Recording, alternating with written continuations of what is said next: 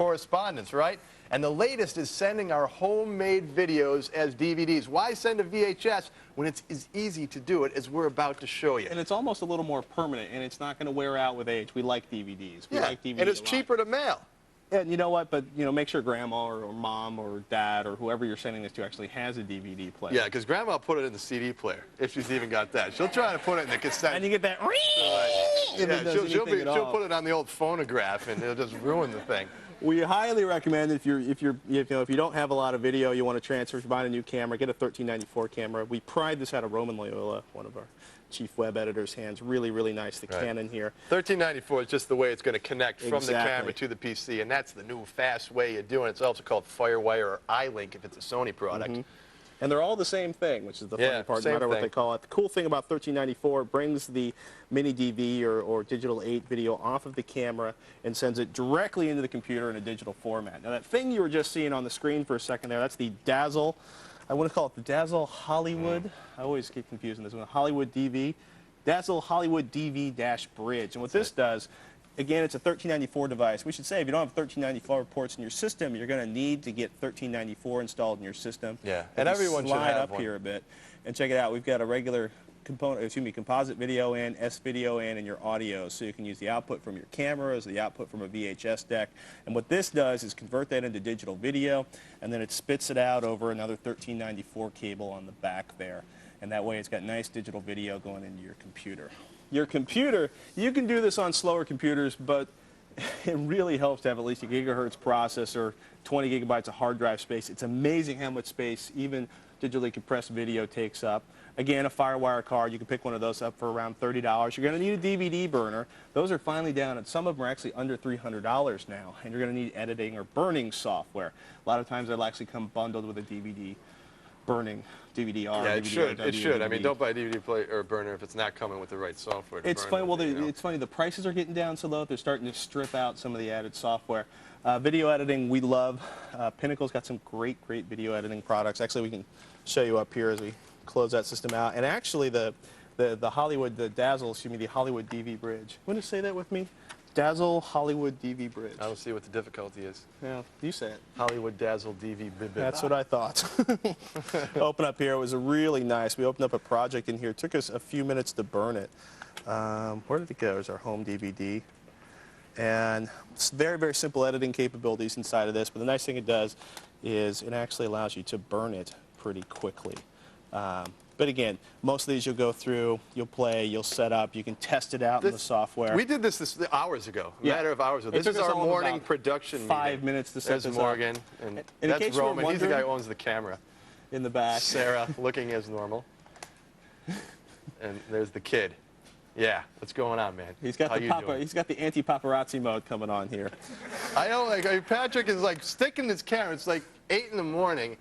I just woke up. Look at my hair's all a mess. Whatever time it was. I had a big night, man. You're not at a lock. And actually, we have it set up back here. Great place to freeze the video, too. But again, we use a DVD-R disc. You're going to need a DVD burner. These are coming down again. Some of you can pick up a 5-pack of these for as little as 20 bucks, sometimes less than that. Looks beautiful, did a great job. Really simple to set up.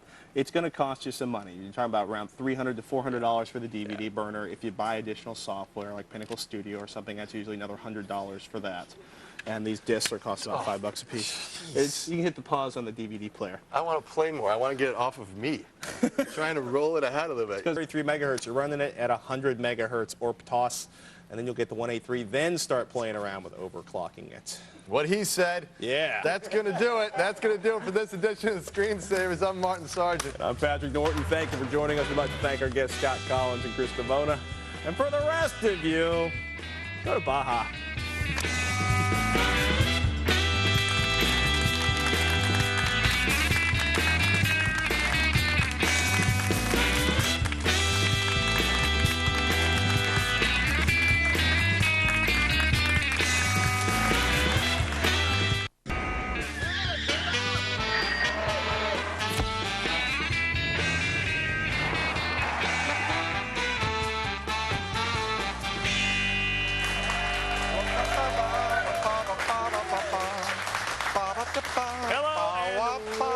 Screen Savers. I'm Patrick Norton. I'm Leo Laporte. Thank you so much for joining us. This is the Screen Savers.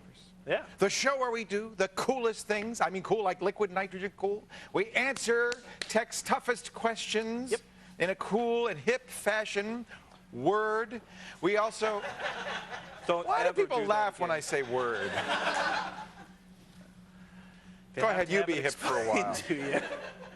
What's coming up on the show today, We have Mr. a nifty show today with the holidays ahead. Morgan gives you her dream gift list. Plus, Morgan and Megan have some great stocking stuffer ideas, Martin, not stocking ideas. Not in our support hose.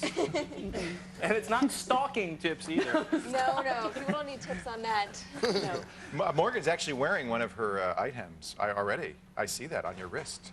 It's so cool. Oh, we won't tell anybody. It's a surprise. Can't see. Gotta wait. Ed Scotus is here. He's VP of Security Strategy for Predictive Systems, an expert on security. He's going to talk about what the latest hacking techniques are, the newest stuff the guys are trying, stuff that's like gone way beyond what the script kiddies have been doing. It's getting a little scary. It's a little scary. And this is cool. Uggum's back. Yeah. The very first week the Screen Savers went on the air, near these 5 years ago, we did the Ultimate Gaming Machine 1.0. We're up to version, what version? 6.0. 6.0. We're going to upgrade it. If you don't know what the Ultimate Gaming Machine is, you will if you stay tuned and see what we're putting in this box of rocks. It's I'll give so you a hint. cool. It's got to do with gaming. Ultimate Gaming Machine be the clue there. That would be the big It's going clue. to be so big exciting. honking clue. Should we do the news? I think we should. Let's give me what is the first According news to the story? Associated Press, they got him.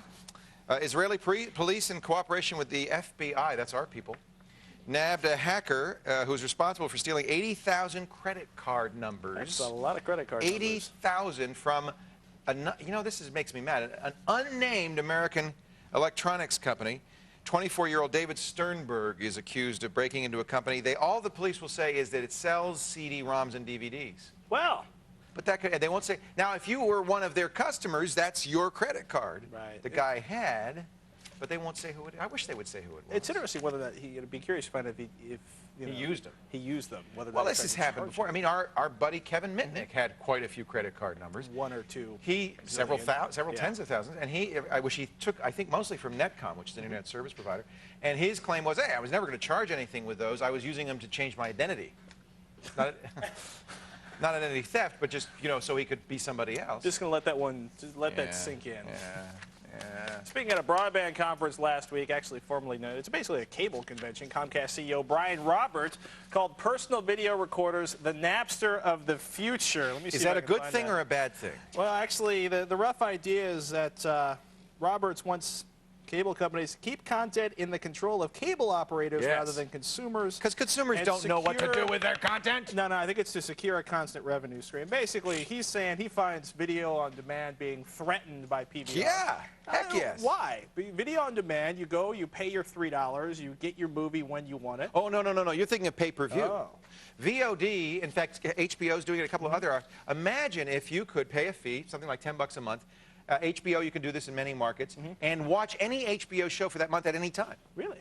That's video on demand. Rather than simply using my box to watch it for $12 a month. Any other channel now you see why it undermines it a little bit, because if I could PVR anything... Who here is paying a cable bill? No, actually, I'm not. You're not paying a cable bill? I'm on the... well, you're digital satellite. one of those... Is that satellite thinger? The satellite thinger. Do you want to pay extra money to do video on demand over your satellite thinger? Well, that's a killer app for HBO. Look, if you love HBO, if you like The Sopranos, I would much rather watch it when I want to watch it. Right. We're on video on demand in many markets. Did you know that? I did not. Little segments of the Screen Savers. So instead of watching the whole show, you could get a little bit of the Screen Savers. You're right. I'm going to sell my TiVo right now. Well, I think they go together. I think Roberts is wrong, but I understand why he's threatened. Because if people control the stuff at their end, then they may not be as interested in buying the back-end control. And it's all going to be over the internet in a couple of years anyway. Yeah, he may be right. But when he said Napster of the future, is implying it's illegal somehow, which of course it's not. Yeah. Well, at least for now, all they got to do is encode it, encrypt it, and digitize it. And suddenly, it's another mess. And a lot of movie companies hate. Millennium Copyright Look at Act. they're suing Replay, the Supersonic Blue.